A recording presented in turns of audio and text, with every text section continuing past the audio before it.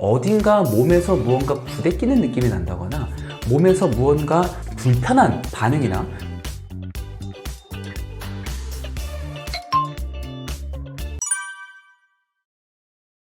최악의 음식 3가지. 일단 가장 첫 번째로는 말해 뭐합니까? 밀가루입니다. 밀가루 같은 경우에는 우리 몸에서 소화시키는 효소 자체가 없어요. 밀가루 단백질은 우리 몸에서 소화를 시키는 효소 자체가 없습니다.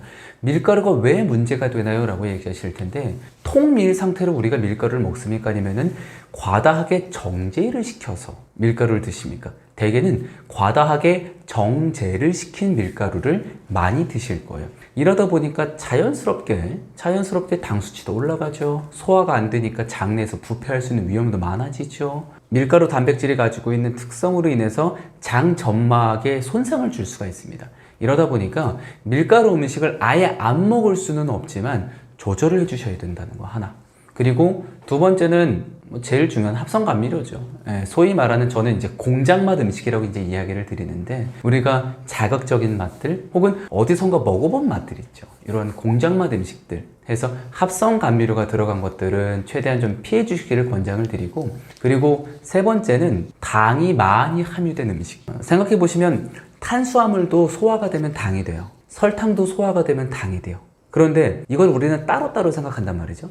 여기 하나 더해서 아스파탐, 사카린, 수크랄로스, 아세설팔칼륨, 인공적으로 만들어져 있는 당 성분들이 함께 들어갑니다. 그러니까 우리는 음식을 먹을 때, 음료수를 먹을 때 당을 계속 먹는 거예요. 당을 과다하게 많이 섭취하다 보면은 문제가 되는 것들은 다들 잘 아시죠? 혈중에 당이 많아서 당뇨에 걸릴 수 있는 위험이 높아진다거나, 혹은 당 성분이 장내에서 너무 과다 발효가 되어서 부패가 되어버리면은 유해균들이 증식할 수 있는 환경을 만들어줄 수가 있기 때문에 기본적으로 이 3가지는 좀 피해 주시기를 권장을 드립니다.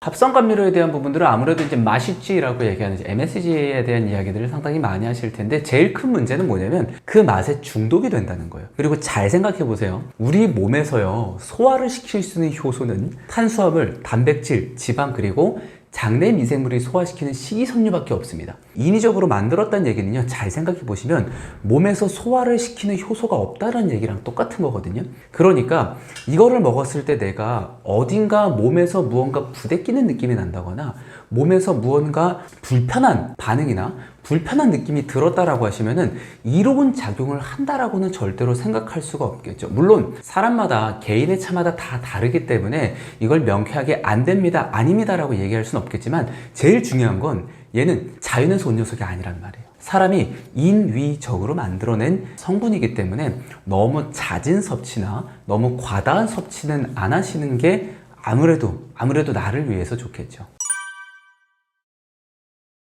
이 아이가 출산할 때 이제 많은 분들께서 가장 첫 번째 면역은 이 선천 면역이라고 얘기해서 면역 시스템에 대한 이야기를 많이 들어보셨을 텐데, 이때 아이가 태어날 때 하나 더 면역 시스템이 형성이 되는 게 바로 세균 샤워라고 얘기하는 게 있습니다. 세균 샤워가 뭐냐면, 아이가 엄마의 질, 즉 산도를 통과할 때 좋은 균을 물려받는 걸 얘기하는데, 요즘 보시면은요, 자연분만보다는 제왕절개가 상당히 많습니다. 물론 여의치 않은 상황으로 인해서 제왕절개를 하는 경우도 있지만 그렇지 않은 경우도 있다는 말이죠. 제왕절개를 해서 아이가 태어난 경우에 문제가 되는 건 뭐냐면, 첫 번째로 엄마에게 좋은 균을 바로 물려받지를 못한다는 겁니다. 그러다 보니까 두 번째, 외부에 있는 나쁜 유해균들을 먼저 만난다는 게 제일 문제가 되는 거예요. 이러다 보니까 아이가 태어났었을 때 유익한 균주들을 먼저 물려받고 태어나야 되는데 바로 외부 환경에 노출이 되다 보니까 유해한 균주들이 자리를 잡을 수 있는 위험도가 높아지는 거죠. 자, 그리고 여기 하나 더, 세 번째, 분유 좋아하시는 분들 상당히 많이 계시는데요, 잘 생각해 보시면 우리 사람이 몸에서 만들어내는 어떤 호르몬이나 사람이 몸에서 만들어내는 이러한 성분들을 인위적으로 만들어낼 수가 있나요? 그걸 따라가기 위해서 노력하는 거지 이걸 절대로 똑같이 만들어낼 수가 없습니다. 그만큼 중요한 건데, 초유 그리고 최소 100일간은 모유를 먹여주시는 게 너무나 중요해요. 물론 모유가 제대로 나오지 않아서 힘드신 분들이 계시기 때문에 이러한 분들 같은 경우에는 아이에게 어렸을 때부터, 아기 때부터 자연식품과 발효식품을 다량으로 많이 자주 섭취할 수 있도록 식습관을 좀 길들여 주셔야 되고, 엄마가 또 이렇게 음식을 준비를 해 주셔야 돼요. 일단 대표적으로 이야기 드릴 수가 있는 부분들이 아마 뉴스에서 이런 거 들으셨을 거예요. 불면증이 있는 사람이 우울증에 걸릴 위험이 높고 우울증이 있는 사람이 치매에 걸릴 수 있는 위험이 높아진다는 얘기 들어보셨을 텐데 병원을 가시면 우울증이 있어서 병원을 가면은 어떠한 약을 처방을 해주냐면은 세로토닌과 노르에피네프린이라고 얘기하는 이 뇌의 정서와 감정과 그 다음에 기분을 좌우해주는 호르몬 재흡수 억제제를 처방을 해줍니다. 그러면 이 호르몬이 제대로 생성이 되면 약을 먹을 필요가 없겠네요? 당연하죠. 그런데 우리 장 내에서 장내 미생물이 이 세로토닌이라고 하는 녀석을 약 95% 정도 만들어내요. 이미 많은 정보를 통해서 들으신 분들이 계시겠지만 여기에 필요한 원료가 뭐예요? 바로 필수 단백질인 트립토판이에요. 트립토판은 견과류나 혹은 단백질, 고기, 육류나 계란에서도 많이 만나볼 수 있는 필수 단백질인데 필수 단백질인 트립토판을 내가 섭취를 했어. 그러면 장내 미생물의 균형이 옳고다 유익한 균주들이 많아서 트립토판을 먹고 얘가 세로토닌으로 짜잔 변환을 시켜줍니다. 변환을 시켜줘서 저녁 6시가 딸깍 하고 넘어가면은요, 얘가 뭘로 변하냐면은 뇌의 시상압으로 올라가서 멜라토닌이라고 하는 호르몬으로 바뀌어요. 그래서 저녁 10시쯤이나 11시쯤이 되면은 우리가 어때요?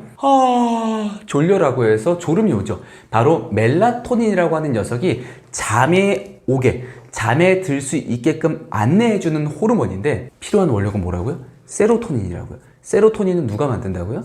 트립토판을 섭취해서 장내 미생물이 만들어낸다고요. 뭐 이것만 있나요? 여기에 단쇄지방산도 만들어내죠. 도파민도 만들어내죠. 가바도 만들어내죠. 그 다음 박테리오신이라고 하는 천연 항균 물질도 만들어내죠. 이만큼 너무나도 많은 역할들을 하고 있기 때문에 장내 미생물의 균형은 너무나도 중요합니다. 미생물이 해독작용하는 부분은 크게 두 가지로 말씀을 드릴 수가 있는데 첫 번째로 아마 이런 연구 결과 보셨을 거예요. 유해한 균주들이 있고 거기에다가 유익한 균주들을 이렇게 똑 떨어뜨리면은 그 부분만 이렇게 싹 변하는 거, 깨끗하게 변하는 거 보셨죠? 유익한 균주들이 가지고 있는 일단 첫 번째 성질이 유해한 독소들이나 유해한 균주들을 없애는, 밀어내는 역할을 합니다. 그렇기 때문에 장 속에 유익한 균주들이 많아야 우리가 호흡을 통해서 음식을 통해서 들어오는 세균들이나 바이러스들에 대항해 가지고 내 몸이 안전하게 지킬 수 있게끔 작동을 하는 거죠. 자, 그리고 두 번째, 우리 인체에는요 안으로 들어가면은 점막들이 굉장히 많이 있습니다. 쉬운 예시로 코 안에도 코 점막이 있죠. 점막이 하는 역할이 뭐죠? 점막의 역할이 외부에 들어온 세균들이나 바이러스들이 인체 내로 들어가지 못하게 막아주는 역할을 하는 건데 얘가 소장 내에 점막, 그러니까 소장 내의 육모에 얇은 점막이 있어요.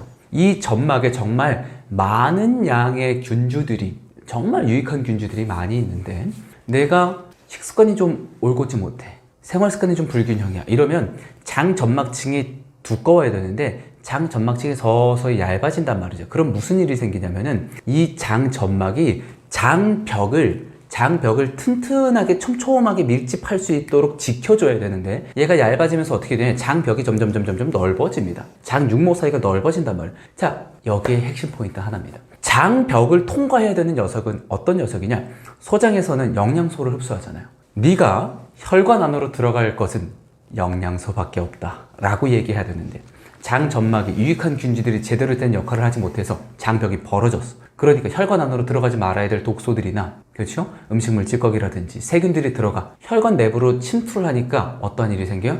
곳곳에 우리가 알게 모르게 염증이라고 하는 녀석들이 곳곳에서 터지는 거죠. 가장 쉬운 예시로 피부 트러블 생기시는 분들이죠. 이분 같은 경우에는요 장 상태만 바꿔주셔도요 피부 상태가 좀 깨끗하게 완화가 될 수 있습니다.